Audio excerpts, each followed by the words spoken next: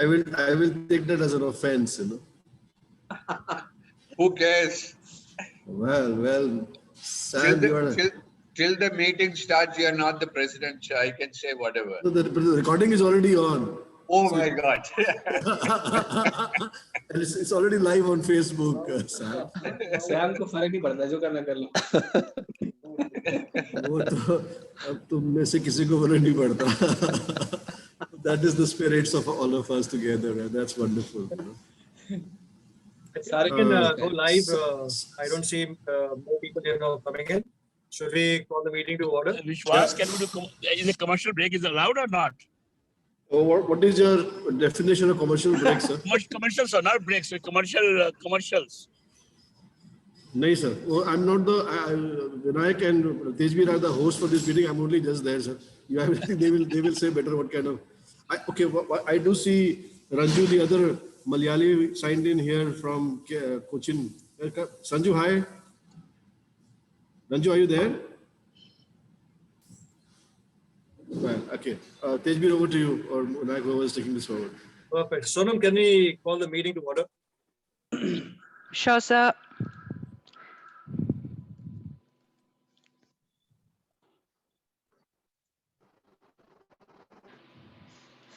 Good afternoon, everybody. Very warm welcome to you all to the A2I's members meet.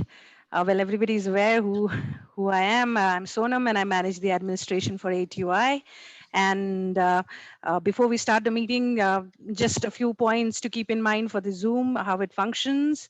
The first thing that we need to keep in mind is to put everybody's mic on mute to ensure there's no disturbance and the meeting is conducted smoothly. And please do note that this meeting is being recorded and the summary of the meeting with the recording will be shared with all the participants. And as a host, I do have the option to put everybody on mute and will be doing so when required. And if you have any questions for our speakers, please do mention it in the chat box, or you can raise it when the house opens for the question and answer session. You do have the option to raise your hand through the manage participants section below your screen during the Q&A session. And you'll be placed in the queue and will be given the opportunity to speak. I would now request Mr. Tejbir Singh Anand, our meeting director, to welcome the house. Over to you, sir. Thank you, Sonam. Good afternoon, everyone, and welcome to Saturday Adventure Talk series. This is the 14th series in succession, which we started last year. We've launched these talk series through which our members, meet every.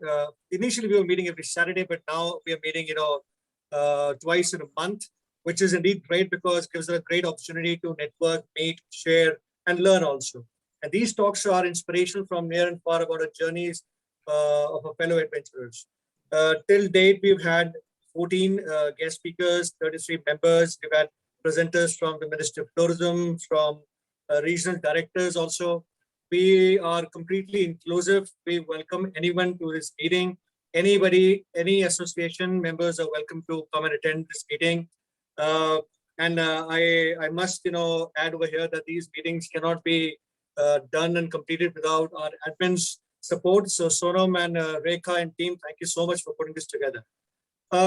Today, I'll straight away move on to our presenters. We have a bit long, presentation. So I think more time needs to be given to them. We have two speakers today who I will be introducing right now, and we'll bring them in, one by one. We have today Kuntal Joyshar, who will be sharing his experiences on summiting Mount Everest the vegan way. Kuntal is an accomplished mountaineer and a computer science professional. He has climbed mountains ranges across the world, including the Western Ghats, Northern Ice Cap in Chile, and Nepalese and Indian Himalaya. He's climbed Mount Everest twice. In 2016, he climbed from the Nepal side, and in 2019, he climbed from the China side. He's also summited Mount Lhotse and Mount Unalsu.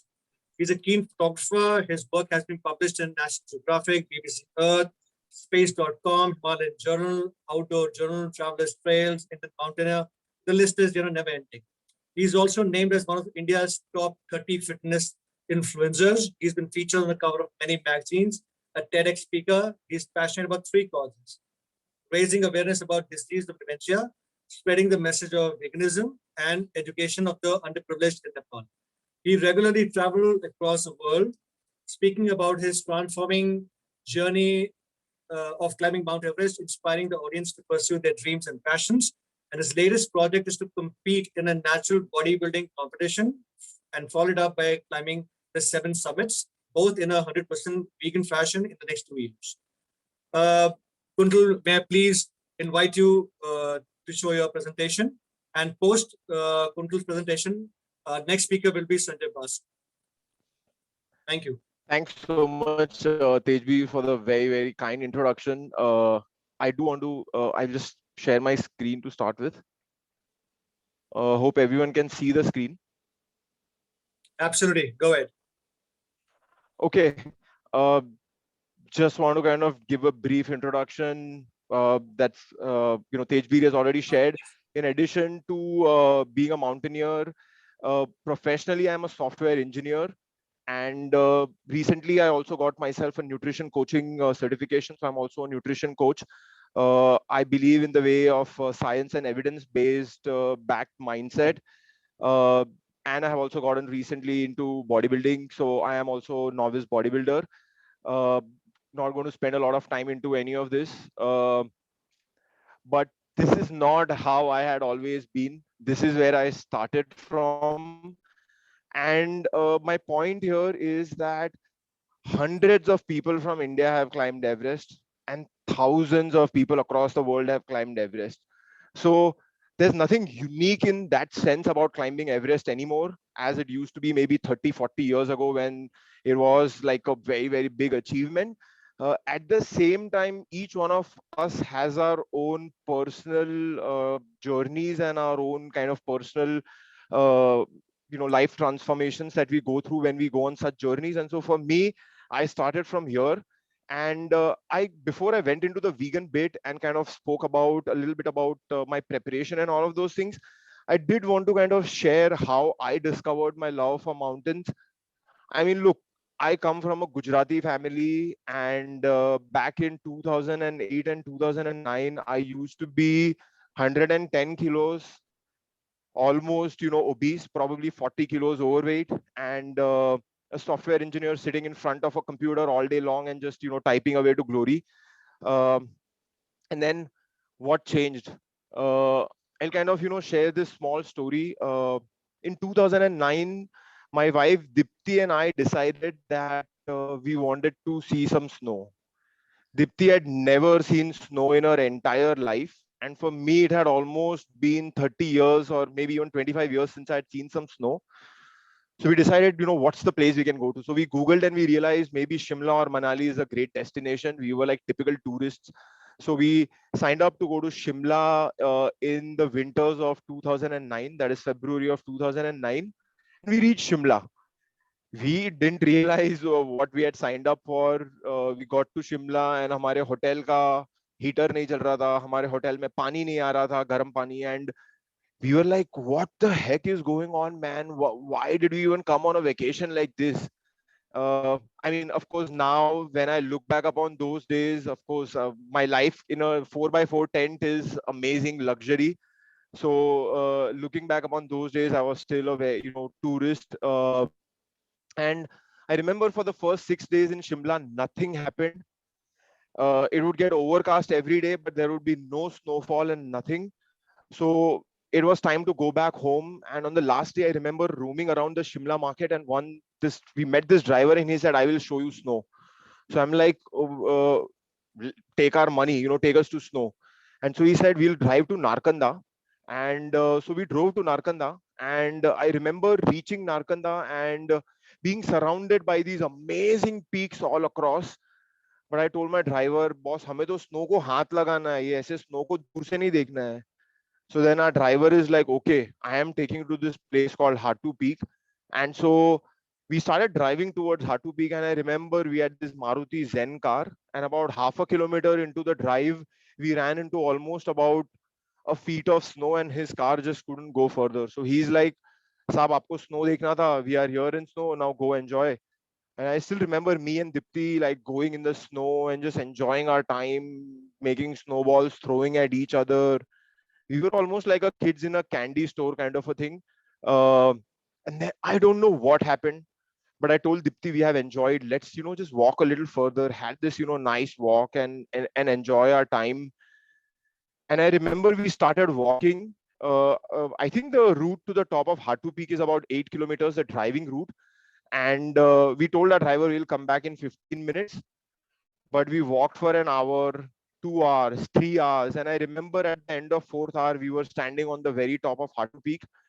And for me, if you ask me that one moment that changed the entire direction of my life, I think it has to be that moment in February of 2009. It was so quiet on top of Hatu Peak. It was only 2 of us with a mountain dog with us, and not a single soul in miles and miles of wherever we could see. I remember distinctly, I could hear every single heartbeat of mine. Dup, dup. For a second, I was so scared that I thought, that Dipti could hear my heartbeat. And for me, I felt truly alive. I felt this deep happiness. And in that moment, I realized that I stopped thinking about the future. I stopped planning for the future. I stopped wondering about my mistakes in past. And I was able to exist in this microsecond of the moment. And to myself, I promised that this is the state of the mind that I want to probably be in for the rest of my life. And believe me, it never started off by, I want to climb mountains or I want to climb Everest, but it just started by, I want to be in this state of mind for rest of my life. And I thought when I go back home, I'm such a passionate technologist. I'm building out this startup in Mumbai, and I would really feel that challenge. I would really feel the same way about my work. Unfortunately, I never felt like that about my work. And from that next 1.5 years, I went back to the mountains all the time, doing short weekend trips to Chopta, to places in Himachal, to places anywhere I could find in Mumbai, anywhere I could find mountains. I went back, and truly speaking, that is where I kind of fell in love with mountains.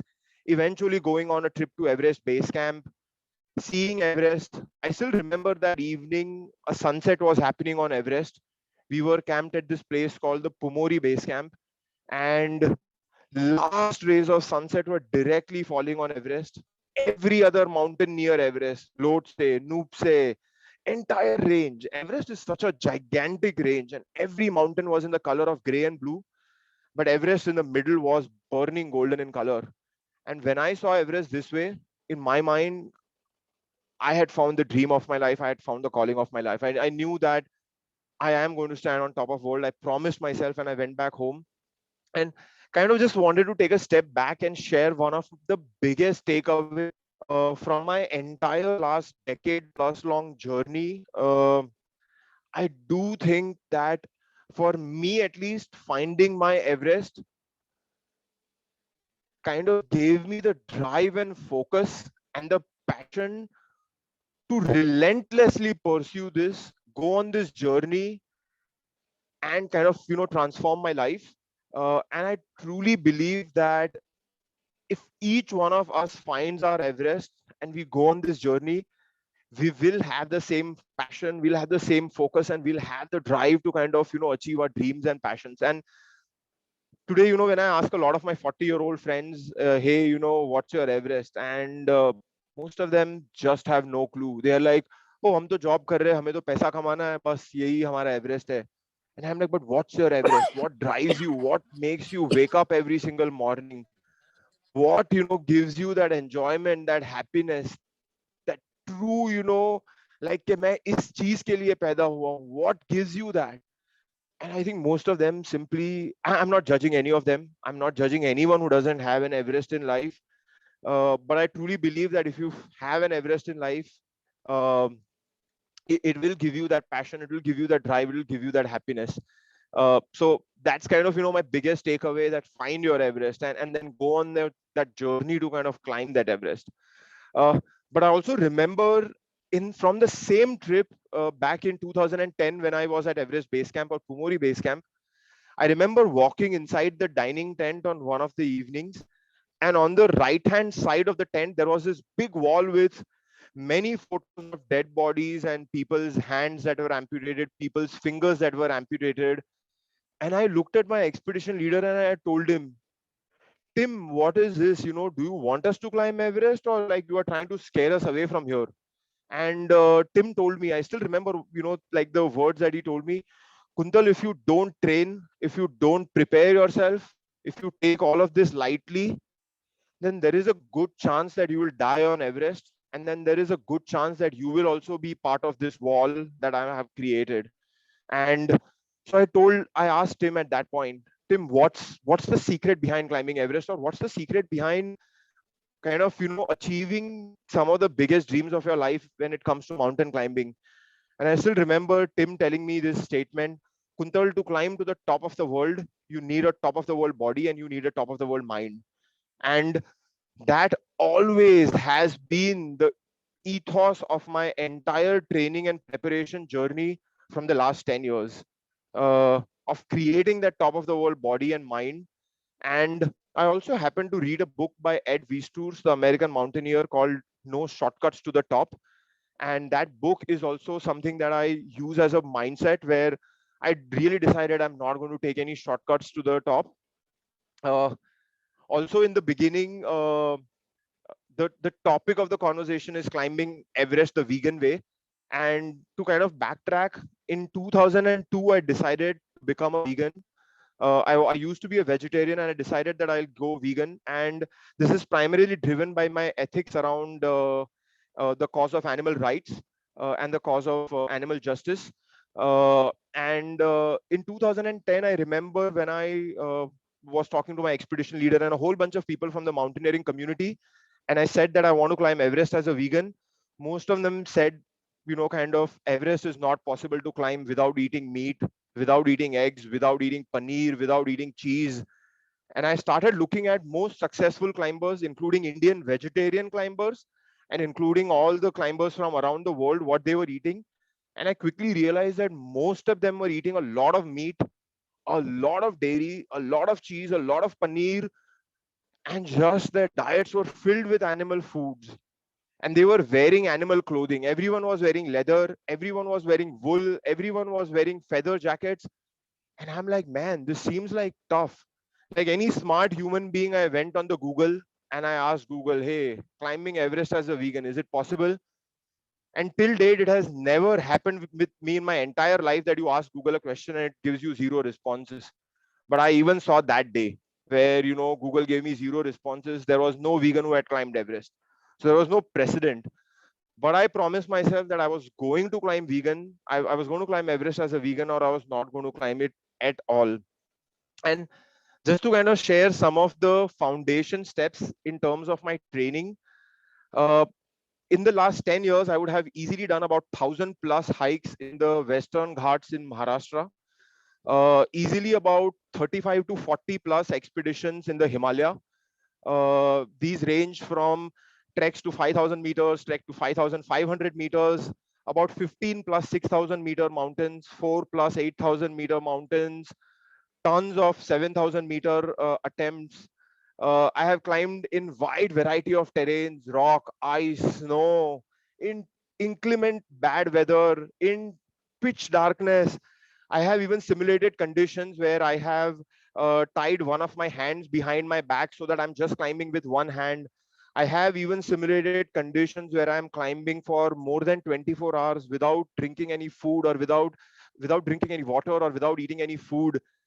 And a lot of this just to kind of get myself mentally prepared of what could potentially happen to me on a bigger mountain, where if I got lost or if I kind of got injured, then how would I survive? If I can't even do it at sea level or at 1,000 meters, then how was I going to do it at 9,000 meters on top of Everest? That was, simply not going to work. So I did whatever I could in the 10+ years. And a lot of people reach out to me asking, hey, how should I get into mountaineering? How should I climb, a mountain like Everest or a big mountain? And I always tell them that kind of build superhuman level physical fitness, combine them with a lot of mountaineering skills, do a mountaineering course, do a lot of practice on rock, ice, snow, as and when you can. and then combine that with tons and tons of actual practical experience of just climbing mountains all the time. And that, I think, is going to make you a well-rounded mountaineer and potentially not be a liability to the team, or just be a reliable mountaineer, be a safe mountaineer, someone who's going to come back home with all their fingers and toes intact. So I'm not going to go into details of my training preparation more than this, or even my diet from that matter. Before this call started, I was speaking to Vinayak, I remember, and he was asking that he was very interested in learning about my diet. Believe me, vegan food was last of my problem in climbing Everest. As long as you are eating a well-balanced diet, as long as you are being smart about just eating enough food, vegan food is not a problem. And for everyone who's joining in, who's wondering what vegan is, vegan means I am a vegetarian, but I also don't eat anything that comes from an animal. So no doodh, ghee, dahi, butter, cheese, paneer, eggs. I don't wear leather. I don't wear wool. I don't wear silk. I don't wear any kind of feather jackets, nothing. So nothing that comes from an animal, I will either consume or I'll put it on my body. It wasn't really hard in terms of a vegan diet. If people have questions at the end, I can definitely answer those. But for now, I'm just kind of going to skip over the diet piece. Just kind of, make a comment that it is absolutely easy. If anything, a lot of people say, "तुम तो सिर्फ survive कर रहे होगे Everest पे, ऐसा सब खाना खा के." My answer always is I didn't survive. I was actually thriving on this diet. I don't want to boast or anything, but I think in last 4 or 5 years, any 8,000 meter mountains that I've climbed, reliably, I have been possibly one of the best climbers on the team on every single of that expedition. And that kind of goes to just show that diet is not a problem as long as you are being smart about it, as long as you plan it, and as long as you also have trained on that very diet and that you have put in time. You can't just wake up one day and say, मैं कल Everest climb कर रहा हूँ और वो मैं vegan की तरह करूँगा. That's not how it works. So just to kind of share some photos from my journey, since I'm a photographer as well, and I'll just share some photos and kind of, share some of the small stories. I still remember this is one of the first nights I had spent at Everest Base Camp. And believe me, every night that I spent at Everest Base Camp, I could see the Milky Way around 3:30 in the morning. It was nice in the sky at just, at this angle. And it is, when the first time I saw it, I was so enamored by it. But now that I almost spent 100+ days at the Everest Base Camp sleeping there, this is just like something that happens every night. And it's such an amazing scene. And of course, the south side of Everest is famous for Khumbu Icefall between Base Camp and Camp 1.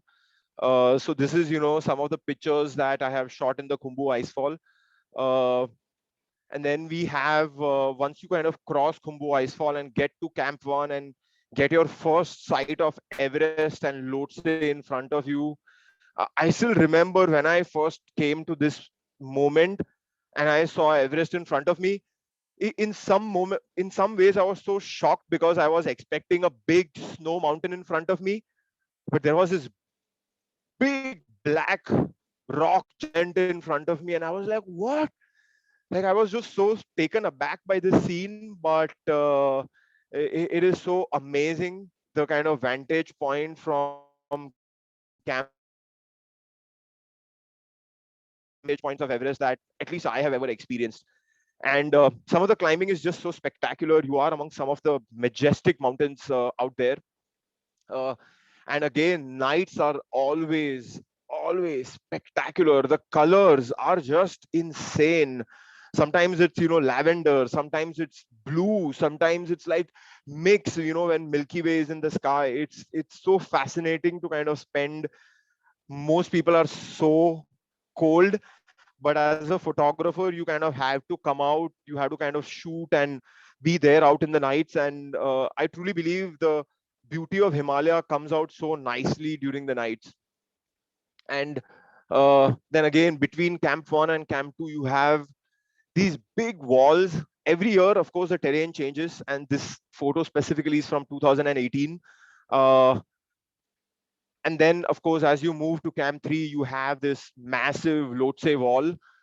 And there's always, I mean, Everest is a commercial mountain, so there's always tons of people on this mountain. And but then there are also times where you are just alone, because you maybe, went later in the day or you went earlier in the morning, and there's hardly anyone in these sections, and you're just, kind of to yourself. This is between Camp 3 and Camp 4, as you kind of start accessing an area called the Geneva Spur. And then finally, this is, kind of getting into the summit push. This is me right below the South Summit. I summited on May 19th in 2016. And I remember back then it was a record because 201 people summited on the same date. And it was a crazy traffic day. I must have spent easily about 4 or 5 hours behind traffic. And every time the traffic rested, I remember overtaking a lot of them. Kind of at one point even foregoing not changing my oxygen bottle because I just wanted to overtake them, and I was kind of happy, not even sucking on oxygen, just walk, overtake anyone and as I could, so that I could be in traffic free zones. And finally, one of the very spectacular scenes as you kind of reach South Summit, and then finally you can kind of get the first views of the real summit of Everest, because all the time you are at South Col, you can see the top of Everest and you think that is the top of Everest, but that is actually the South Summit, and top of Everest is kind of hidden. And for most of you who are wondering whether there's Hillary Step exists or not, I have to tell you, I have crossed this section in 2016 after the 2015 earthquake. I can definitively say that Hillary Step no longer exists. The two big boulders that define Hillary Step, I think they were dislodged probably either during the earthquake or I don't know when. But it's no longer Hillary Step now. We call it the Hillary Slope because there's a nice ice slope that has kind of formed around that area. And then finally, you start taking the final steps towards the top of Everest. And you can kind of see Lhotse bang in the behind. I still remember standing on the summit of Everest and kind of seeing Lhotse on one side and then Makalu on one side, and deciding that my next mountain is going to be Lhotse and then my next mountain is going to be Makalu. So I've climbed Lhotse, but I've not climbed Makalu yet. This is finally the top of Everest. And then finally, just sharing some pictures from my Lhotse summit as well. In the background, you can see the massive Everest, triangular face, the one that we end up climbing through the night. So here I am at the start of the Rees Couloir on Lhotse, and this is me inside the Rees Couloir. We are, kind of very, very close to the summit. Finally starting to climb the final 40 feet rock wall that leads to the top of Lhotse. Again, quite a spectacular climb. We had a great summit day in May 2018. This was May 15th.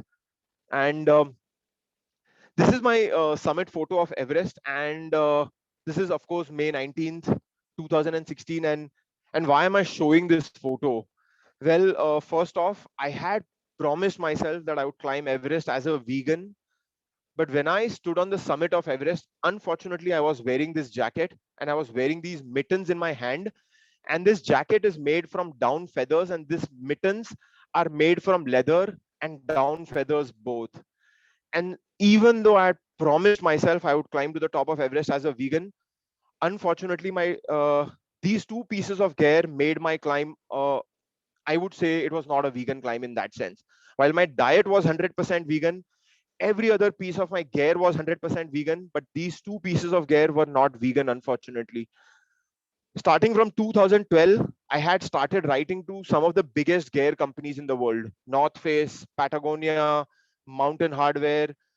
Even I wrote to Primaloft, which is known for synthetic insulation. I wrote to RAB, I wrote to PhD Designs, I wrote to any company that I could find. And I would always write to them saying, hey, can you build synthetic gear for me? Can you build any animal-free gear for me? I remember every year I would get, responses from these companies saying the technology is not there. It is financially not viable. You are literally the only human in the entire world demanding for this gear on top of Everest. It's just not going to happen. in 2015, I was talking to one of my gear manufacturers, a local gear manufacturer in Nepal, and I was telling him, can you create a suit for me, which is just made from synthetic insulation that is locally available in Nepal? And I remember this person telling me that if I create a suit for you, then you will literally look like a big ball on the mountain. It will be impractical. It will be very, very heavy. And it will actually put you at a lot of risk on top of Mount Everest. You may even, you may not even just get to the top, or you may kind of, be in trouble while getting on the top.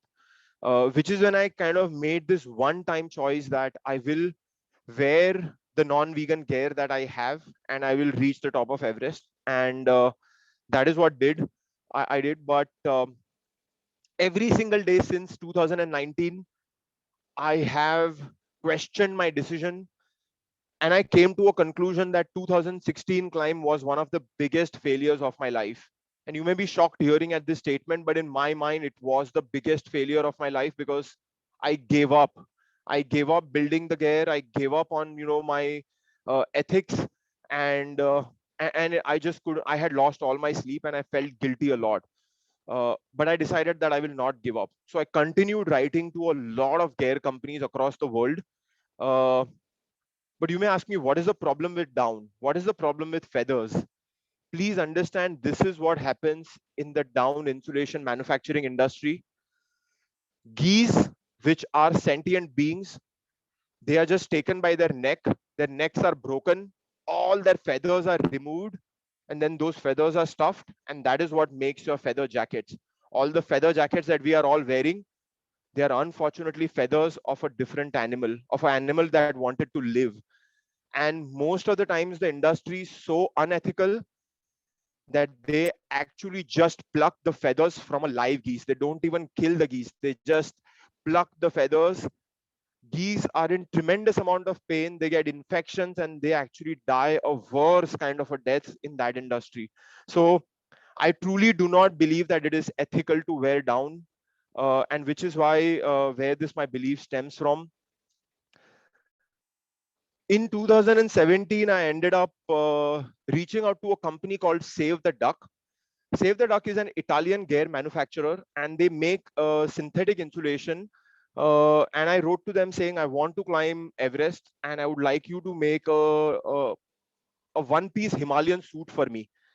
And like every time, I expected them to, get back to me saying, Kuntal, it is not possible. But to my surprise, they said it is possible, and they are willing to do the research and development to create this suit. They think that they had the technology. So I remember that we did about 8 months of back and forth, 8 months of design back and forth, research and development. And finally, in April of 2018, the first ever synthetic suit of the world was ready. And I decided that I'm going to climb Mount Lhotse using that suit. One of the last challenges that had remained is creating the mittens.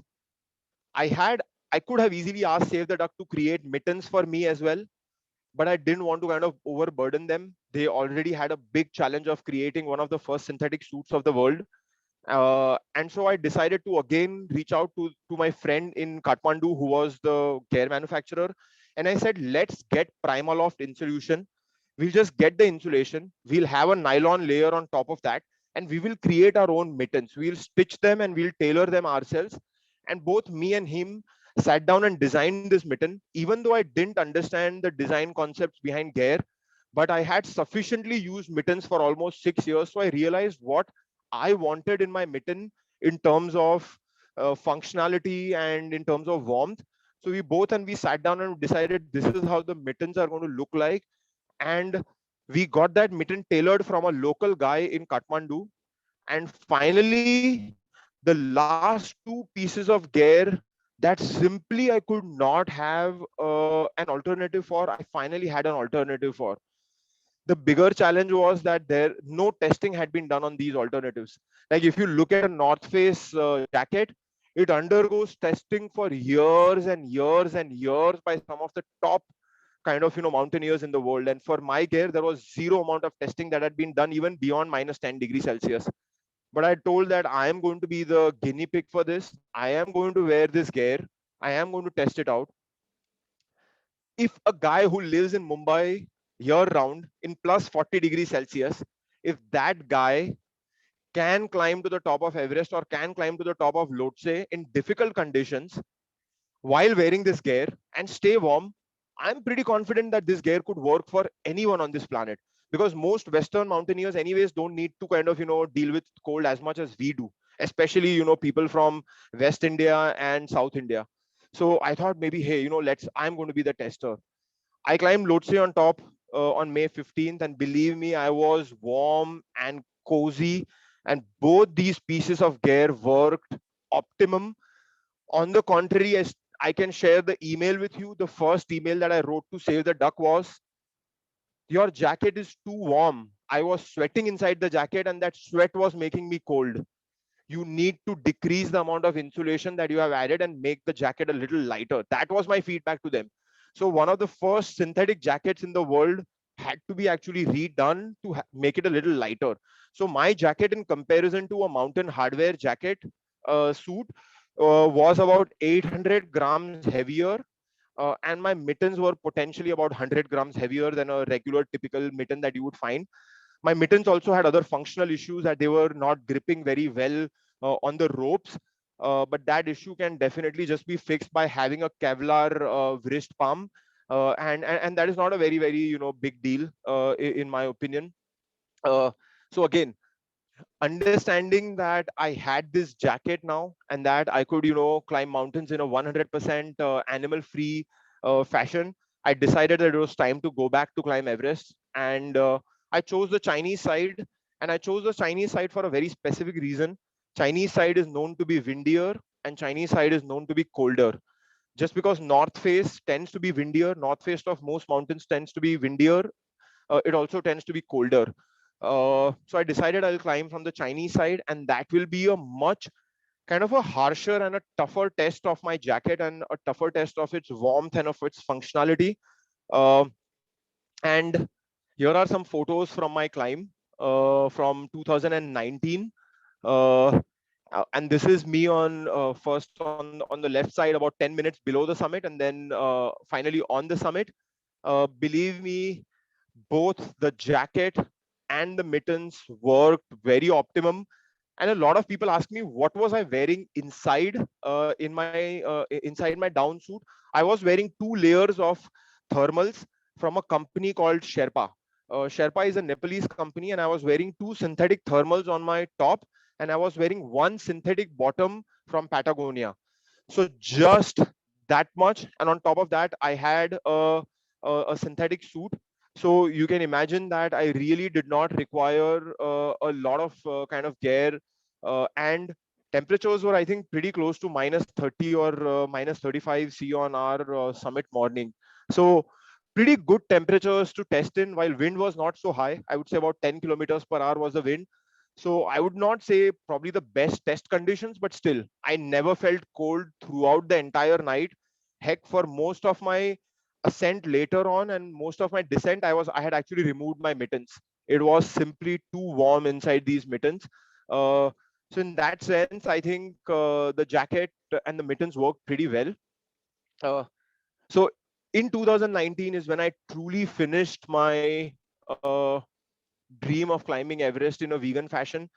And again, I want to make this statement that I truly, from the bottom of my heart, believe that no animals need to suffer, die, or be exploited for our existence or for our dreams to come true. And I'll just, kind of end with this final kind of a point. A lot of people ask me, why do I climb these mountains? And yes, there are many, many, many reasons why we climb these mountains. But for me, one of the big reasons why I climb these mountains is my relationship with this guy and my relationship with the entire Sherpa community in Nepal. I truly, truly, truly believe that Sherpa people, Sherpa guides, and the entire Sherpa community is the true hero, are the true Superman, are the true superstars, are the real stars of the show when it comes to 99.99% of big mountain climbing in Nepal, or even in Pakistan, or even in Tibet. Without help of these people, without support of these people, I think barring one or two people who climb every year on their own, I think every single one of us kind of, needs to credit these people. Without these people, we would simply never make it to the top, or never achieve our dreams. And for me, I have climbed every single mountain, every single big mountain of my life with Mingma. In last 6 years, he has been my climbing partner. He has been my guide. He has been my mentor. My camaraderie with him.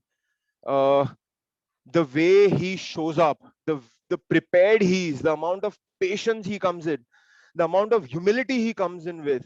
And this is the same guy who fixed the ropes to the top of K2 this winter. He is the guy who was part of team Nims Dai, and he was also the leading the rope fixing effort. And he is the very same guy who put the final rope to the summit of Mount Everest.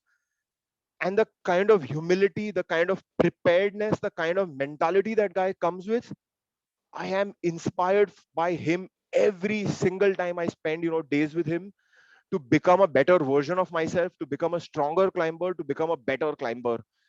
And truly speaking, in some sense, this is why I go and climb mountains, because I truly enjoy climbing mountains with him.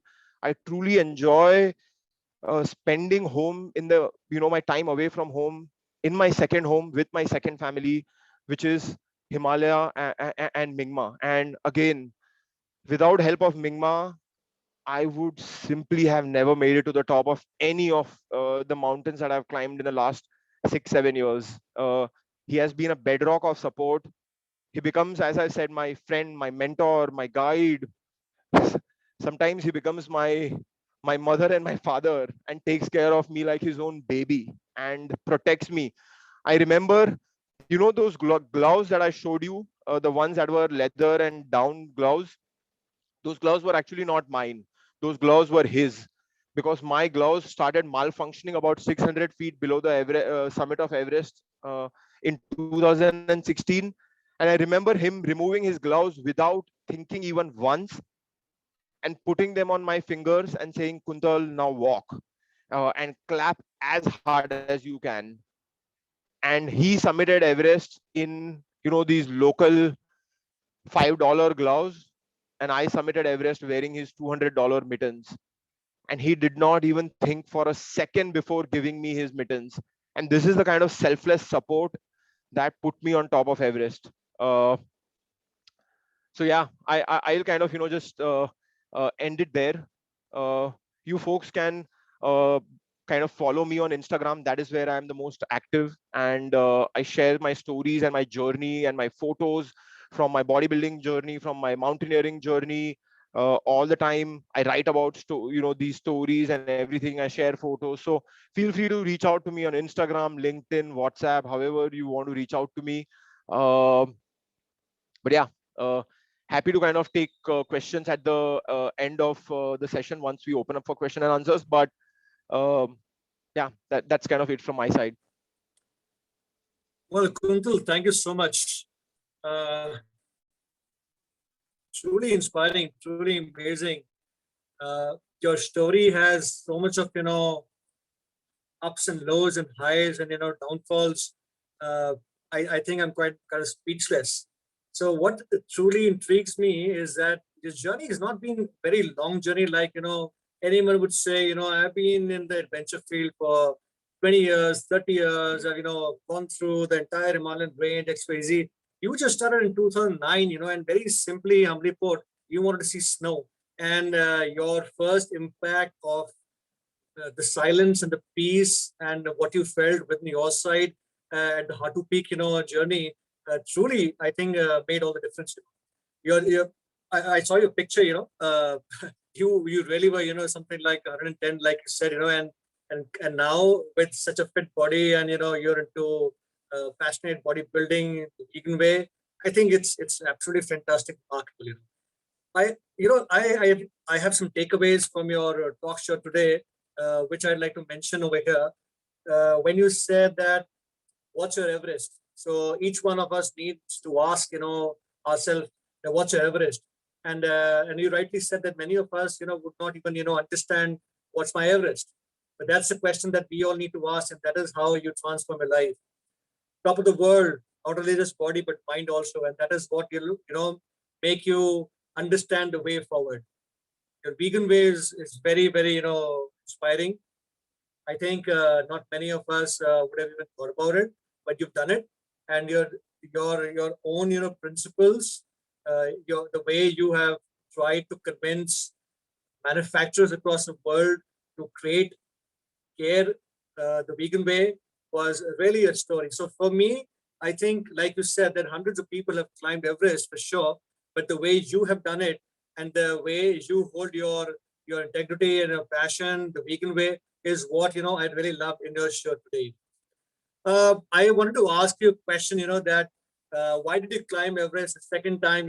Once you did from the south side, then you went to the north side.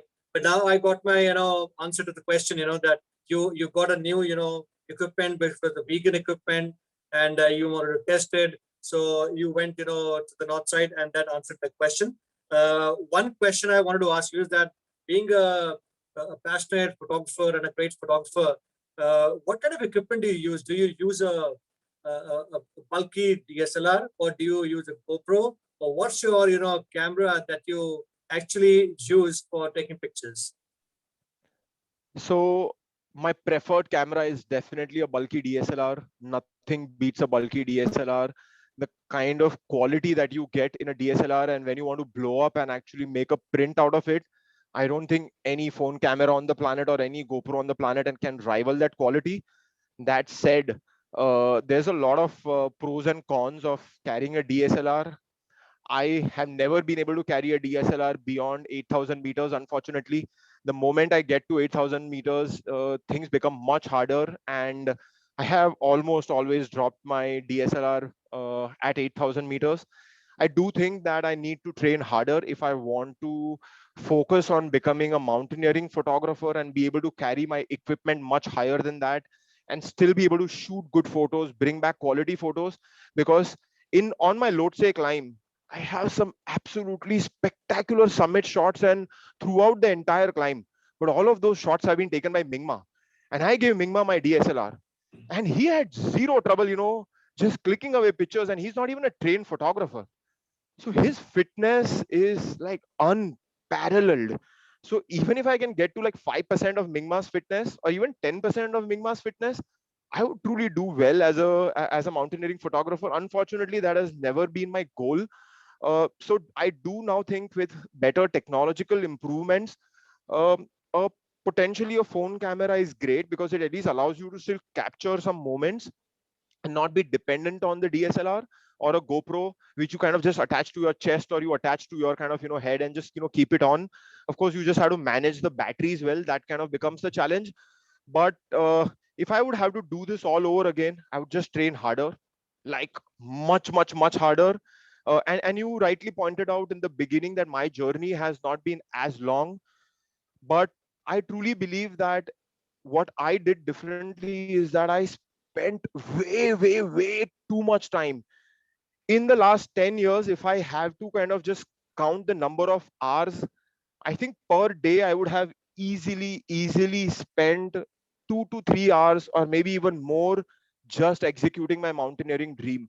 So if I kind of just look at an entire decade, I would have easily spent more than 10,000 plus hours just behind my mountaineering dream. This is just getting ready for the dream. I'm not even counting the hours I've spent on the mountain. So I truly believe for someone who wants to probably have a shorter journey, I'm not saying take a shortcut, but I'm just saying that if you want to have maybe a 5-year journey or a 7-year journey to top of Everest, you just have to put in more time. You just have to make it the number one priority of our life and kind of do it.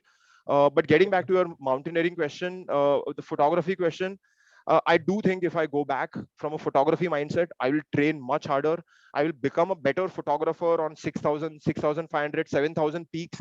Once I have enough confidence there, at that point, try a smaller 8,000er, get some good shots, get some good videos, and then potentially, go a little higher.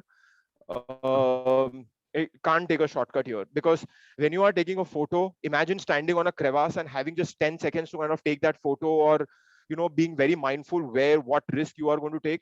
So yeah, I'll just train differently, train much harder, and probably go back.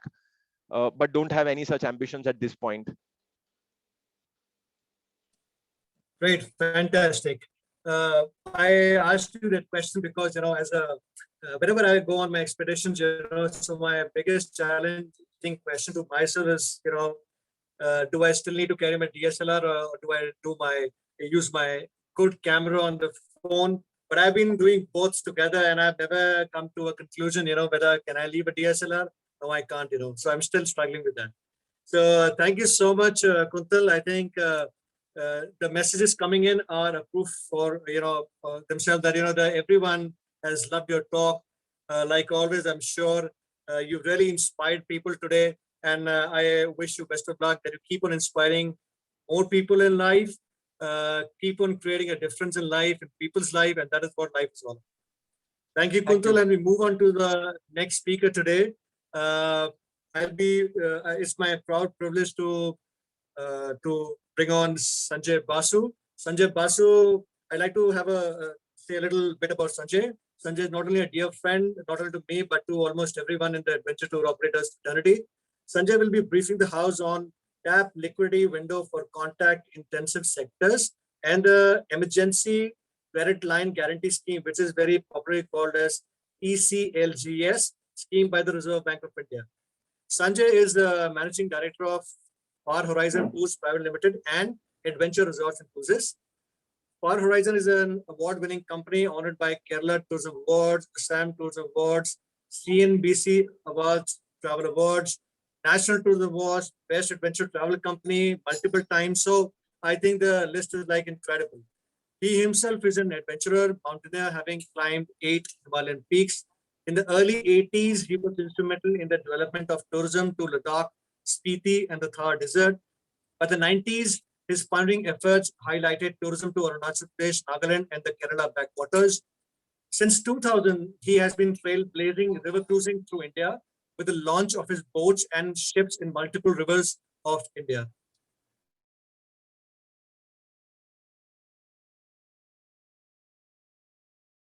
He was an EC member for many, many years. His vision is to develop unique experiences combining stupendous beauty of India, India's natural heritage, with its colorful living cultures. Sanjay, may I please invite you? Thank you, Tejveer. Thanks for that lovely introduction. And it's so lovely to be back with ATUI and meeting all old friends here. We have all been going through challenging times, and I know we all need to bring this to an end. Let us pray with the vaccinations going on. We will see at least normal tourism start from 2022. One has to be an eternal optimist, what to do. Otherwise, one can't survive these difficult times. I see Ashish is here. Ashish, I will request you to also join in, because you have worked very strongly, and we've in fact worked together also on some of these developments that happened, especially the ECLGS 3.0. And you also have a very good insight into this 15,000 crore rupees worth of on-tap liquidity package that has been announced by the government, by RBI. So I'll really request if you can step in wherever you want to, and you can also help field a lot of the queries that happen. So, has the government done something to help the industries? Yes. Have they done enough to help the industries? No. There has been a lot of steps being taken, but there is a lot more that we need to get them to do. There are talks that keep happening all the time. Even now, through CII, there have been talks that have happened with the finance minister and so on and so forth too. There has been another proposal that's been given by CII overall, which is for a 3 trillion rupee infusion as an incentive or direct benefit to, especially to help the middle class to provide funding on the purchase side, whereas so far all the schemes have been on the supply side. So what has the government done till now? the first scheme that they came out with what was the Emergency Credit Line Guarantee Scheme 1.0. This was last summer. And this basically said that any MSME registered company, which is that Aadhaar Udyog registered company, which is very easy to get for any MSME company, is eligible to go to the bank and with whatever was the outstanding on their loans as on 29th of February 2020, they could get a 20% top up with a sovereign guarantee of the government. So the bank was de-risked from that. And because the bank was de-risked and the risk was taken by the government, the interest rates were really lovely. They were ranging from 6.25 to 7.25, 7.5%, which is far, far lower than what the interest rates are if you go directly to the bank as a commercial organization. So that was a good benefit. However, the important thing was that you had to be an organization which had debt. If you were an organization which did not have debt, then you were out of the net on that scheme. And also that your debt was not outstanding beyond 60 days as on 29th of February 2020. So a lot of the MSME companies managed to get a lot of funding through that. There was an amount of 3 lakh crores which was put out by the government, and another 50,000 crores and 20,000 crores was put out for companies which were defaulting beyond 60 days or had become NPAs. And in that, there was, I think, a participation through equity route that the money would be infused into the companies. Again, limited to that 20% of whatever the debt was, or evaluated through their process of evaluation through the banks. Now, this has benefited a lot of companies which are located in the hospitality sector, for example, or into even camping or with other investments like river rafting or things of that type, where you had to take a loan to get your equipment or to get your infrastructure put, and you could then go ahead and get that funding. Then came ECLGS 2.0. And in that, what they did was they enhanced the limits of the MSME definition so that hospitality companies which had bigger loans could then get into the net and take funding through this ECLGS route. Later, on 30th of March, they came out with the ECLGS 3.0. And in the ECLGS 3.0, they essentially offered an additional 20% for tourism, hospitality, entertainment and sports sectors, which were all direct contact customer based operations, and that had naturally been affected because of all lockdowns and the pandemic not allowing these sectors to function normally. So in effect, you were able to get up to 40%. Now, those who had taken 20% under ECLGS 1.0 or 2.0 could avail an additional 20%. And those who initially had not taken because might be they had funds with them, they had liquidity, they had reserves or surplus, but had now depleted it and needed the funding, they could then go and get straight away 40%. So it's a very good scheme for companies, but it's a debt-based scheme. You are 1.0 and then a repayment period of 3 years. Under ECLGS 3.0, that moratorium period has become 2 years when you are not required to pay the principal, but you are required to pay the interest portion only. And then the repayment period after that is another 3 years. So it does give relief, but then you have to be sure that after a period of 1 or 2 years, you are in a position to repay that money, which is with a sovereign guarantee of the government. That is where ECLGS stood. ECLGS 4.0 has also come in, but that is primarily for the aviation sector, and it has a top up of about 200 crores per ticket of the loan dispersed. Till 30th of March 2021, 2.6 lakh crores had already been dispersed. And there was, I think, another about 40,000 crores that was remaining. What the figures are right now, I'm not aware, but I think the scheme still has funds. So anybody who is eligible can go and get funding, keeping in mind that today the vaccinations are going on, and your cross fingers and with a prayer on the lips, we will see the end of the pandemic by the end of this year, hopefully. One should go and get this funding because it helps you to survive. It helps ease the pressure during this traumatic period. Now, there is another scheme which has been launched recently. The operating rules of these have not yet come out, in the sense that while the RBI has launched the scheme, the banks have to come out with their individual operating rules under which they will then entertain the requests for funding and disperse it. Now, what the qualifications are going to be, what the criteria are going to be, is going to be decided by the banks.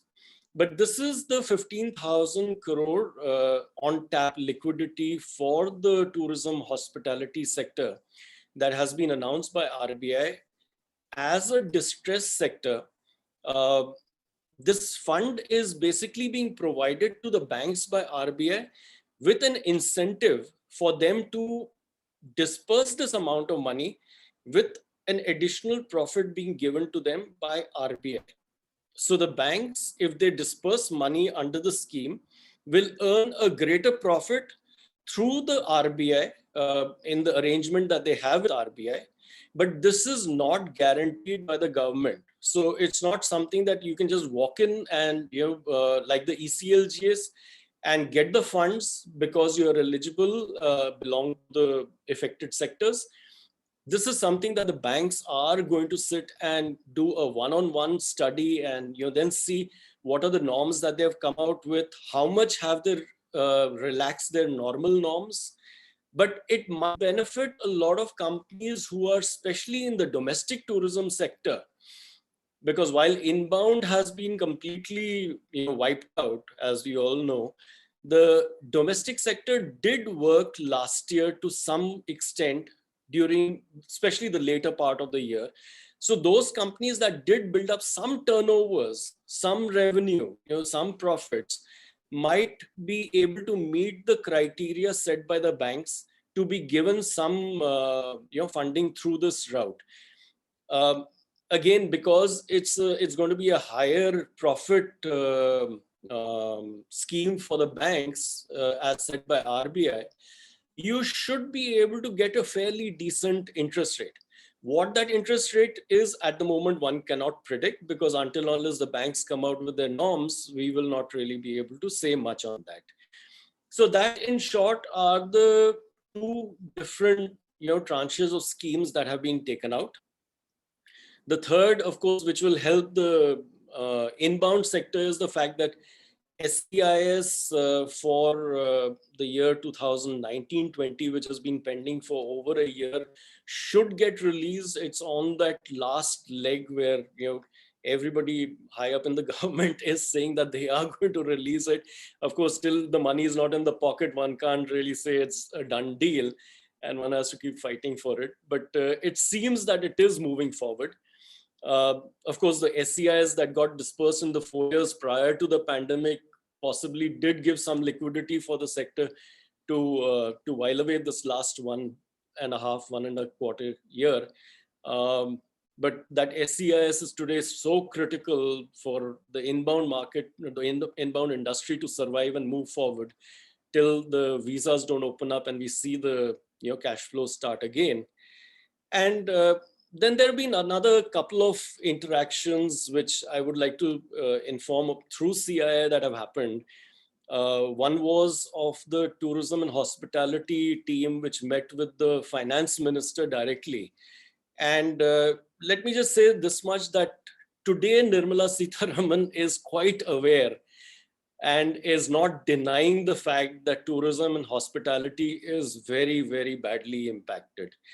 And she did go to the extent of saying that they were considering doing something during the last budget, but somehow it did not work out, or they could not put their figures together or the facts required together. But they are looking at some scheme for this sector, which should come out in a period of time. So again, cross fingers, till it's not done, it's never done. The other part is that CII overall has approached the government for a 3 trillion rupee infusion to spurt demand. So while all the other schemes have been catering to the lower income group, this possibly will benefit the middle class if it does come through, which is again just in discussion stage, so that the purchase side is incentivized, whereas so far everything that they've done has been only to incentivize the supply side. I will request Ashish, would you like to come in and put some thoughts in all that I have said and give some further information on this?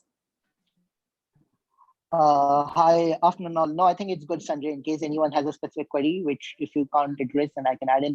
Thanks. Right. So overall, basically, these are the schemes that have been put into place. And these are the developments which are in the pipeline. Some of us who have applied under ECLGS 3.0, though the banks have done the documentation part, but have not yet released the funds, there's only a technical glitch which is there, especially for those who had taken ECLGS 1.0. Because the IT or the site, the window allows for only a single time registration for any company, whereas those who are taking 20% additionally over the 20% that they had availed last year need to have a second stage registration for the same company, and that site of the guarantees fund trust, that is in the process of being modified. It is between the banks and the trust. It's not got anything to do with the companies and the banks. The banks are already doing the documentation. However, the banks are stuck till the site is not modified, because till they don't get the money blocked on in the trust that the government of India has formed to monitor or to control the ECLGS disbursement, they cannot release the funds to the companies. So, but it's expected to get sorted out within the next few days. And hopefully all those companies that have registered for ECLGS 3.0, they should get their disbursement next week.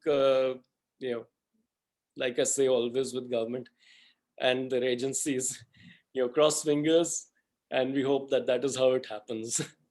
So these are the points on the liquidity and funding front. If there's any queries, please go ahead and shoot. And I think between me and Ashish, we'll try to answer any of these. Thank you. Thanks, Sanjay. I know it's a very passionate subject for you. It's very interesting for everyone, but I also understand, that it becomes a very complex subject, for people to understand. Especially, companies who have never ever taken a debt, they've never ever applied for a loan. So they're not, tuned into the dynamics of, these words also for that matter, So overall put together, just to be very clear, like a layman, so if somebody wants to take a loan, because this is a loan, like you correctly said, ECLGS 3.0 is a loan, it's debt based now. So we we are required to pay only the interest and not the principal if we go ahead to get the loan. Second, the time zone would be around 3 years, as I understand. And do we also need to have a collateral, or there's no need for a collateral? So in ECLGS 3.1.0 to 4 till 4.0, all the different avatars of that scheme, the primary guarantee is given by the government of India. It is not, it's not that you are required to give a collateral. However, the banks being banks, if you do have a collateral with them, because this is for schemes where you already have loans out there, they will take a further charge on whatever collaterals you've given to them. Now, there's one very interesting aspect about ECLGS scheme overall, which makes it a little easier to get funding on, which is that if you have multiple lenders, some NBFCs, small and big, and some banks, private or PSU banks, you can get the top up on all your loans across all the different financial institutions from any one financial institution. Now, what we have found on the practical side is that the private NBFCs and the private bankers need a lot of pushing and prodding to get them to disperse this ECLGS fund. But the PSU banks are very, very happy to rapidly process it and proactively give it, because they are working under the control of the government and they are happy working with the government. Basically, this reluctance comes from the private sector lenders because they are not so used to working with the government, whereas the PSU sector banks are quite used to working with the government. So if you have, let's say, 4 loans, one is with the PSU bank and 3 are with the private sector, just take all the 4 with an NOC from the private sector lenders, saying that they have no objection to the PSU bank or anybody else giving a top up against that fund, and that your account was not in default for more than 60 days on 29th of February 2020, and you will get a 40% now top up on all your loans outstanding from whichever bank or financial institution is willing to lend under the ECLGS scheme. So Sanjay, I see that already this subject is so important for people. I see a couple of hands being raised up, and we will be rolling into the Q&A session right away. But just again, for a layman, why I'm saying that again and again is because, for example, if a company has never ever taken a loan, right? Because you mentioned that you must have an existing debt, else you will never, you can apply for it, But in the 3.0 scheme, did you mention that companies who have never taken a debt, can they also apply if they are an MSME registered company? If yes, then you also mentioned that going to the PSUs is far more easier because they are happier doing this, rather than the private banks. And also we spoke about the collateral. So no collateral because it's government is giving a collateral. Can you just clarify this? So this scheme is purely for companies which had a debt. It does not cater to companies which did not have a debt. Though in some of the representations that were given to the government, we kept saying that they have to take into the net the companies that did not have a debt, because even they today have stressed working capital situations. But that has not yet worked. Might be this 15,000 crore scheme that has come out by RBI might be taking this into consideration, because in that scheme there's no such condition that it is only for companies which have taken debt in the past. So, but there again, because you're not going with a government sovereign guarantee, you are going to be subject to the analysis by the banks to see whether they would like to fund you or not. However, the point that I want to mention on this 15,000 crore on tap liquidity scheme that has come out, it is very specifically mentioned by RBI to the banks that this is for the stress sectors. So whatever norms the banks come out with, they have to relax those norms to some extent compared to what they do as, you know, the ratios that they use for doing normal lending. You know, of course, a stress sector can't have ratios of 1+, current ratio 1+, and, you know, DSCR and all those kind of things, which are very, very positive. That is absolutely impossible. So I think there will be some relaxation, and that is why possibly it's taking a little long, because the banks are still in the process of working out how much they are willing to risk themselves, you know, in lending under the scheme, because the RBI is giving them a much higher profit base. Right, like you mentioned. So Sanjay, let's open the house, you know, for Q&A, because I think people definitely want to, you know, get some clarifications, and who better than with you and Ashish both together over here. So we have the best of the, you know, people around. So Sonam, can I invite you to handle the Q&A session? Sonam? Yes, sir. We already have few questions on the chat box and few hands raised. Just bear with me. We have one question from Mr. Jose. Has anyone got the SEIS 3.0 scheme? So, Jose, I would just clarify, SEIS is different, and 3.0 would be, I think, the ECLGS 3.0. So ECLGS 3.0 is in the process of disbursement. The site of the, you know, the guarantee trust, the fund, that is in the process of being modified. And as soon as that is modified, 3.0 will be dispersed. Many companies have already done their documentations with the banks, and, you know, all the paper signing and all that is all done. The accounts have been opened up. The money needs to be just put into those accounts. That is where it stands. As far as SEIS is concerned, everybody got their SEIS till 2018-19 financial year. 19-20 is still not been done. It's still lying with the revenue secretary at his desk. Even Piyush Goyal went to the extent of telling the commerce secretary to chase up the revenue secretary and the finance ministry to get it dispersed. The tourism secretary is apparently working with both the revenue secretary and the commerce secretary to get it dispersed. It is on the priority. It has to happen.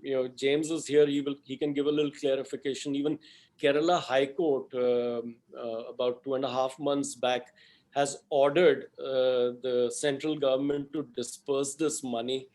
So the central government is already overdue by 2 weeks as per that order given by the Kerala High Court. So it should happen. Of course, Sujay, you know about the Kerala part much better, I'm sure. But that is where I think both things will come through. ECLGS 3.0 will help those who have debt, and SEIS will help all those who have had inbound tourism and foreign exchange earnings. Let's see how it goes. I think next week should be interesting for everybody. Hopefully, it'll put some money into pockets of a lot of people. Thank you, Sanjay. Just a quick last question. The scheme of the second scheme, ECLGS 3, is it 40% which is coming in, or 20%? The first 20% in 1.0 and then the second 20% on 3.0. Is that way, or 40% in 3.0? So ECLGS 3.0 says 40%. And it permits those who've taken 20% under ECLGS 1.0 to take an additional 20%. Okay, thank you. But the total amount is 40%. This is something that Ashish and I had worked a lot last year. And it's something that was really lovely that it's come through. It's heartening. Thank you. So it's 40% of the total outstandings as on 29 February 2020. And the upper limit of the loan, though it may not be applicable to MSMEs, upper limit of the outstanding is also gone up to 1,000 crores now. So it's 40% of the total outstanding. So in effect, you can take guaranteed top-up loan up to 200 crores. So it's 40% of all your term loans, working capital, anything that you had. And to answer Tejvi's point, but necessarily you would have had to had a credit relationship with the bank earlier. So only for those who have had collaterals deposited with the bank as on 29 February 2020. Thank you. Very true. Thank you. We have the next question from Mr. Sanjay Thakur. What to do when banks are not even interested in listening to you on ECLGS? Can we approach someone? Yes, you can. You can file a complaint on the champion sector of the MSME ministry. Ashish, would you like to take this on a little more in detail? No, I think RBI has a process. There's Ombudsman Bank. So Sonam, maybe you can just go to the RBI site, identify the Ombudsman, and give contact to everybody. Please file the issue there with the exact details of the bank which is not cooperating for ECLGS. And I think they will take it up in a due course of, because RBI is also a regulator. So if an ECLGS, since it's a guaranteed mechanism and the bank doesn't carry any risk of their own. So the key point here is, if a lender, if a borrower is approaching within the realms of the scheme, so if it's someone who has a relationship and does not have a default, a loan in default or below the standard classification as on 29 February 2020, and if they approach their as Sanjay rightly said, it's applicable to anyone who's governed by RBI. So it is commercial banks and NBFCs. So if they approach their lending institute, a bank or an NBFC, and they fall within the criteria, that the bank or the NBFC has to honor it. If they are not doing so, then the process, as it is with any situation with a bank, is to flag it to the Ombudsman with the detail of the particular branch and the branch manager. So you can also go to, apart from RBI, you can also file the complaint in the Champions portal of MSME, because this is an MSME ministry scheme along with the finance ministry. So you can file both with RBI as well as with Government of India, and demand or inform that such and such financial institution is not helping. The other way is also you can short circuit this by just going and opening a bank account with a PSU sector bank, and take all your loans that you had with the NBFCs or the private sector banks, with the NOCs from them, which these banks, these private sector NBFCs and banks are not having a problem in giving the NOC. You take it to a PSU bank, and the PSU banks should help you out because they are quite comfortable giving funds under the ECLGS scheme. This is just a way to quick, fast track and move on while the complaints are done, or because complaints will always take time. Thank you, sir. Another question from Mr. Ranju Joseph. Is there an upper limit on total outstanding that will be eligible for this scheme? It is defined as per the MSME norms, which is that your loans should not be over 50 crores and your turnover should not be over 250 crores. However, that has under ECLGS 2.0 been enhanced to, I think, loans of 1,000 crores now. The outstanding, so it's obviously not applicable to any of us here. It's 1,000 crores of the total outstandings. So it means if you have outstandings with all commercial banks or NBFCs in total up to 1,000 crores, you can avail that. So that 1,000 crores happened now in the past 2 weeks, where the ECLGS 3.0 has modified.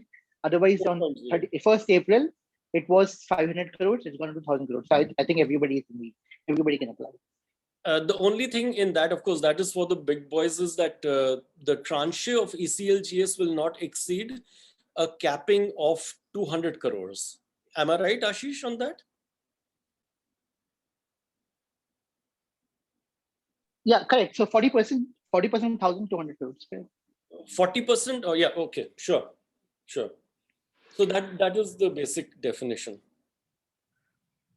Thank you, sir. Sir, Mr. James Kodianthara has raised his hand. Hi, James.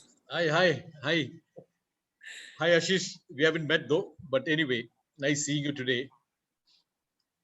So I just Hi, wanted good to say a afternoon. few things. One is regarding the SEIS. Someone wanted to know about the latest on the court case. Now, 7th of June was the date given by the court to the government of India to act. Obviously, they haven't done, and like many other orders, millions of orders are lying with them without being, actioned on. So what our lawyers have done is they've again written to the DGFT, citing this order to please help the stress sector on a simple, look at it in a sympathetic manner, etc. And they've written to them.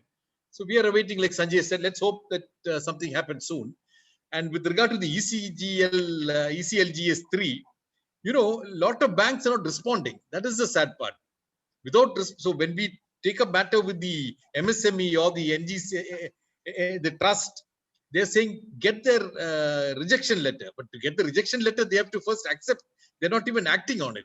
That is the sad part. And for NBFC, I don't think the banking ombudsman apply there. What do we do for that if someone rejects? Ombudsman will apply as long as Will you apply? have covered.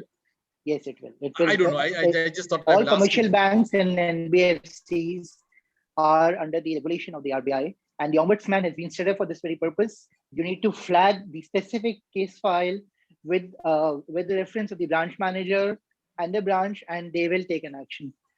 I mean, obviously, if they don't take an action, then it's the regulator. I don't know after that, but the regulator is supposed to do that. And because it is applicable across the banking sector and not specific to MSME, I don't know what is the window between MSME and RBI, but the RBI and the commercial bank, it's a clear directive. The fund is not being given by the commercial bank. The fund is not being given by the RBI.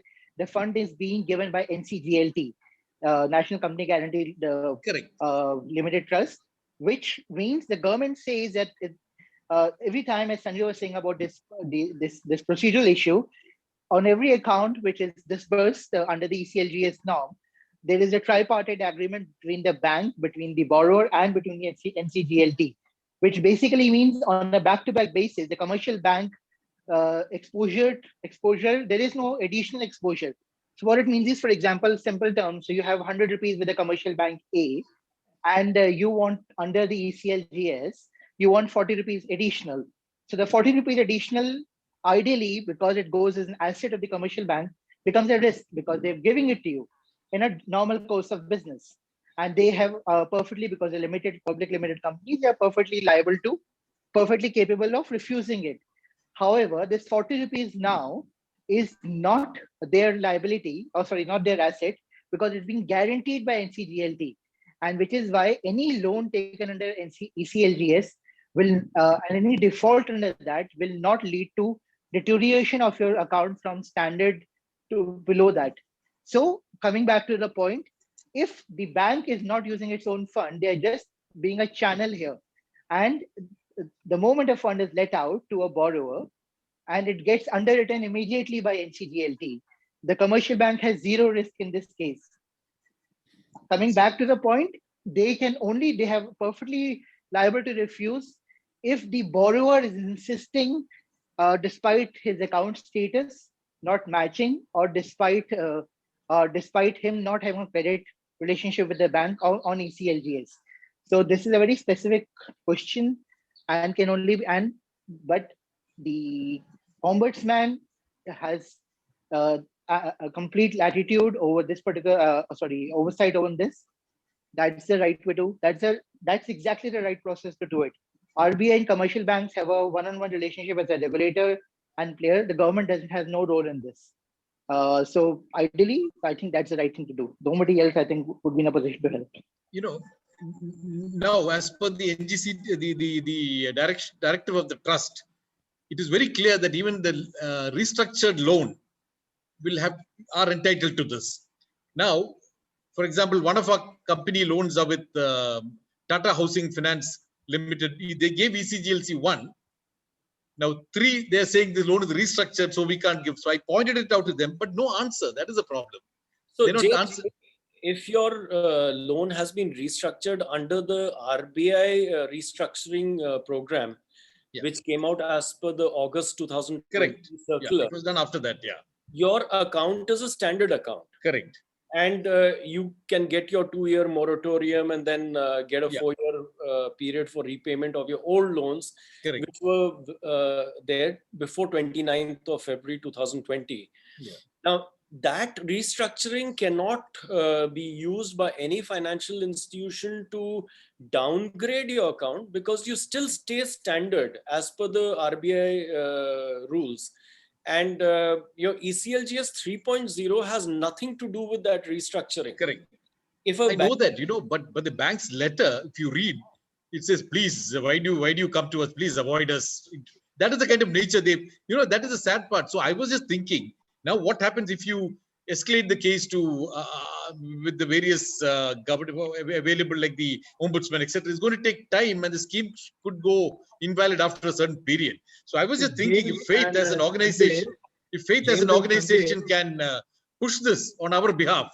James and Sanjay, I guess James, this is So can I request you that you can take this on a one-to-one basis, and we can, this could be in the interest of everybody. This could be in the interest of everybody. I was thinking if Faith can take this up on behalf of everyone, with the once again with the banks or with the NBFCs, write to them, say please cooperate. I completely agree with you, James, but I have a little limitation of time in the show. We've already done an hour and 40 minutes, and we need to close the show. Sorry for that, but I encourage you to take this, on a one-to-one basis. And we will be very happy to circulate this to the entire membership. So whatever, we draw out of this, question. Sanjay, I hope that's okay with I you. just Ashish, want is that to okay add with to you? what James is saying. James, in fact, when we had the meeting with RBI just the day before the scheme was announced, based on which RBI announced the scheme, and Pradeep was there from ATOI, and Vinayak especially called up to give inputs. This was the point Vinayak had raised, the point that you are raising. And Vinayak had said to mention this point, and we mentioned this point. And the bank in the meeting, they said very specifically that please ask the concerned people to raise this. So this Faith is not set up for something like that. It's a private, as Tejbi rightly said, it's a bilateral commercial transaction between the borrower and the lender on a specific case issue. Restructured loans also get into ECLGS, and all these are very specific commercial contracts, so which are not under the domain of policy. So this RBI team at that moment in time had said specifically, and the point that Vinayak had asked us to refer to them, that please ask the concerned people to raise it on the ombudsman. See, the ombudsman is the highest regulator in the country. If they are, and if you, I think this ECLGS timeframe has, if please correct me if I'm mistakenly saying it, was gone up to September 30th, the drawdown. It has, yeah. So if your file on record with RBI is before September 30th, and they are then delaying, then obviously you are perfectly capable of asking a decision on that. However, as I said, it's a commercial transaction. Commercially, you have a window available there. And there are, like your cases, there are thousands of cases across the country, be it in tour operations, be it in hotels, be it in tourist transportations. Everybody has very specific case issues with very specific branches of either scheduled commercial banks or cooperative banks or NBFCs, all of which are under the domain of RBI, and all of which are supposed to administer ECLGS 3. Restructuring is a separate point. So, okay, here I'm giving a separate parallel thought. Restructuring and ECLGS are two separate points. Will a bank restructure?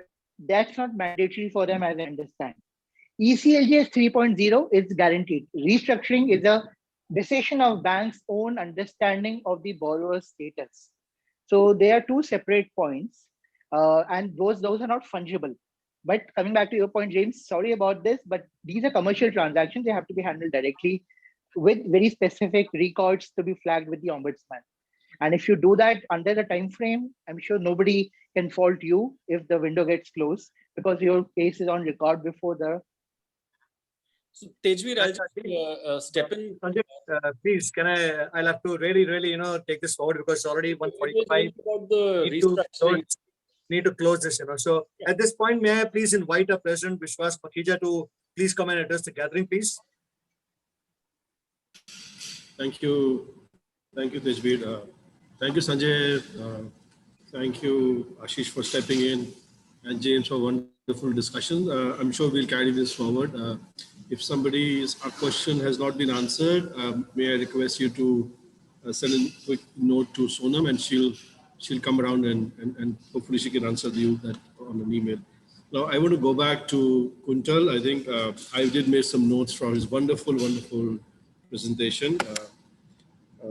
Yeah, I think he mentioned something like life transformation journeys. I think for most of us who have not been able to step out in the outdoors or who've been confined to our homes, haven't been to the offices last several months, I think I would say COVID has been a life transformation journey for most of us. I'm sure we've learned a lot of lessons there. We've lost a lot. We've lost a lot of friends, but I think it's right there. COVID has taught us a lot of interesting things. And yes, it has changed our lives. I think what I might take away from Kuntal's thing is it's all about mindsets. I think it's about setting goals. It's about staying focused. And I think that's what all Kuntal tried to put it across to all of us in his wonderful, inspirational talk of his dreams, of his journey, how he realized them. And yes, I mean, to be honest, I had my hair-raising goosebumps, I would say, when you mentioned about Nigma. It was so nice of you to acknowledge his contribution to where you are today and all the clients you've done.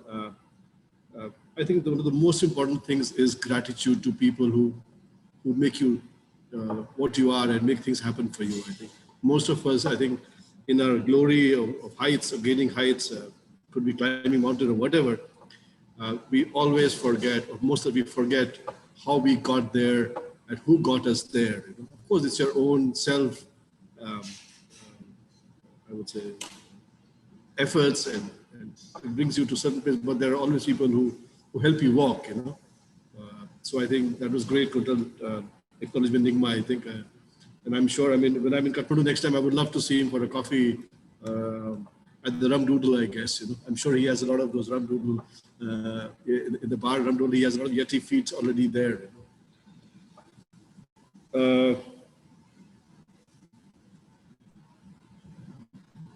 No, I think this is all. I think we've been talking a lot last 2 weeks together, but I think this has been wonderful. Tejveer, you're doing a wonderful presentation. I mean, you're doing a great conduct. And before I leave it to Tejveer again, I just want every member once more again. I'm requesting, please send us some names, or even send us your stories if you would like to be part of the ATY Adventure Talk. We'll be happy to have somebody come over, or one of you come over and speak and inspire all of us in today's time.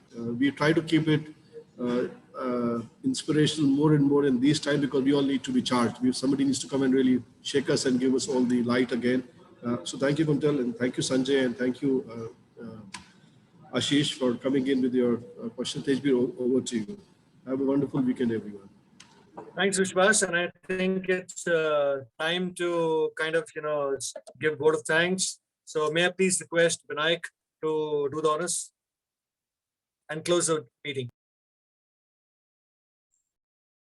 Thank you, Tejveer. Max, sorry, but Tejveer, I think we should have one or two questions. I'm sure people have one or two questions for Kuntal. We have not, I mean, we've eaten that time away, but if we can do, if anybody has one or two questions for Kuntal, I would really want them to. I completely agree with you. Sorry for that. And let's put the Q&A first, and then we can have the vote of thanks. Yes, please. Thank you. Thank you, Tejveer. Thank you. I know we are all between lunches now here, so but we can hang in a little bit. No, absolutely. So a quick question for Kuntal, if that's okay, Tejveer, Vishwas, yeah. Please go ahead, please go ahead. Very inspirational story, yeah. Very inspirational story, and I think Kuntal, like Chris Ponnington wrote his book in about the 75 climb Everest the hard way. I think you should write a book called Everest the vegan way. But on a slightly different note, what was your actual diet on the mountain, vegan diet? What kept you going? Again, I'm not going to go into a lot of details, but I think the biggest mistake that I've seen a lot of my co-mountaineers make is that they simply don't eat enough food on the mountain. Consequently, they end up losing a lot of muscle mass. And by the time a climb like Everest, which takes about 50-55 days, by the time they are towards the tail end of the expedition, they are too weak because they simply don't have enough mass on their body. Like I had a friend called Nelson Dellis who attempted Everest 4th time this year, and he ended up losing almost 40 pounds on this climb, and he did not make it to the summit this year. This was his 4th attempt, losing 40 pounds. So while without going into the specifics of the diet, I just ensure that I eat enough, and that typically on the mountain, I'm just always overeating. I know that at 5,000 meters, 6,000 meters, 7,000 meters, our body is burning way too many calories.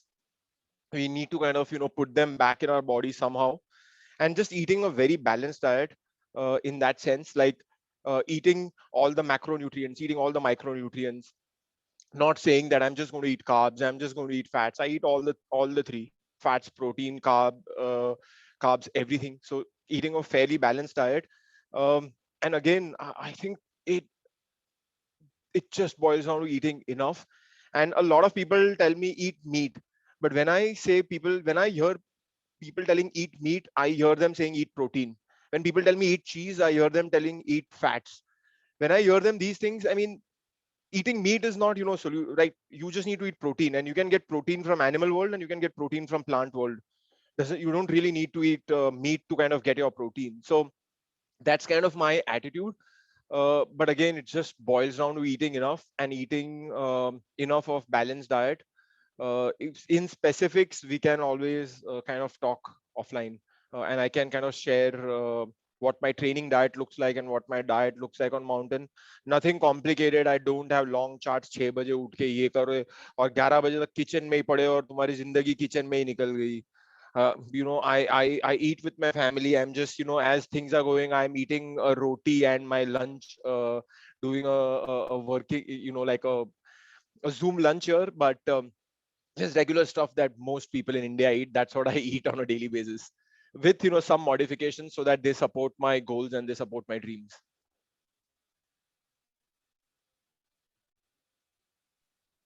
Great. Any more questions for Kuntal, please?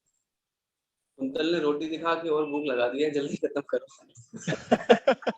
मुझे बहुत भूख लगा था, इसके लिए मैंने खाना शुरू कर दिया. मेरे से रहा नहीं गया. So anyone else, please, questions for Kuntal? Great. So I think it's inevitable and it's very clear that everyone is hungry. So bolti band ho gayi hai. So let's then do the right thing. May I please invite Vinayak to give the word of thanks and close this meeting. Thank you, Tejbir. I'll just keep it as short as possible. Like all these Saturdays, we have had one of the great sessions again today. Kuntal, was great to hear you, and yes, like Vishwas said, I think it gave goosebumps to almost everyone. And Sanjay, it was lovely to see you after long, and it's always lovely to hear your insights, and I'm sure you'll get many calls from people, because still there are many things which are not clear, and like Ashish said, there are things which are specific to companies and individual bank accounts, so it's a little complex for us tour operators, which you would agree, Sanjay, to understand these complexities of banks.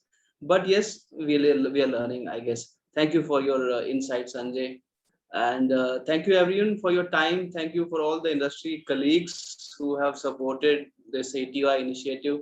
We have all the associations forwarding these weekly meetings, these bi-weekly meetings to their members.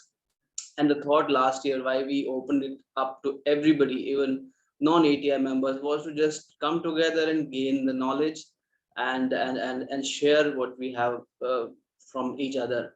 So it was great, and I look forward to see you all again in 2 weeks' time. And stay safe, take care of yourself, and hopefully, yes, we'll overcome this situation soon. Thank you once again. Thanks. Thank you, everyone. Thank you, Vinayak. Sonam, may I request you to please close the meeting?